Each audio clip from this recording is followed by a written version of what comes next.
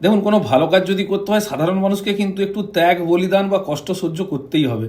স্বাধীনতাও কিন্তু এত সহজে আমরা পাইনি, তার জন্য কিন্তু দীর্ঘ লড়াই করতে হয়েছিল, অনেক বলিদান দিতে হয়েছিল। আমার এই কথাটা বলার মেন উদ্দেশ্য হলো গিয়ে, যদি পুরো দেশ জুড়ে এসআইআর হয়, তাতে করে কিন্তু অবৈধ ভোটার যারা বা মৃত ভোটার, এদের নামগুলো যদি বাদ যায়, লক্ষ লক্ষ কোটি কোটি ভোটার, পুরো দেশের কথা আমি বলছি,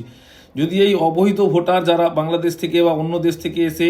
অবৈধভাবে ভোটার কার্ড বানিয়েছে, বা যেসব মৃত ভোটার যাদের নাম রয়ে গেছে, তাদের নামে যে সুযোগ সুবিধাগুলো নেতা নেত্রীরা যারা পকেটে পুড়ছে, এসব দুর্নীতিগুলো কিন্তু অনেকটাই আটকানো যাবে। এছাড়াও আপনারা নিজেরাই বলুন না, যদি বাংলাদেশ থেকে বা পাকিস্তান থেকে কোথাও থেকে যদি অবৈধভাবে প্রবেশ করে ভারতে ভোটার কার্ড, আধার কার্ড বানিয়ে আমাদের ট্যাক্সের টাকায় যদি তারা এই সমাজ কল্যাণমূলক যে প্রকল্পগুলো আছে তার যে সুবিধাগুলো, যেমন পিএম কিষাণ থেকে শুরু করে আয়ুষ্মান ভারত, আমাদের রাজ্যে লক্ষ্মীর ভাণ্ডার থেকে শুরু করে যুবসাথী থেকে শুরু করে এইসব প্রকল্পগুলোর সুবিধা যদি তারা পায় আমাদের দেওয়া ট্যাক্সের টাকায়,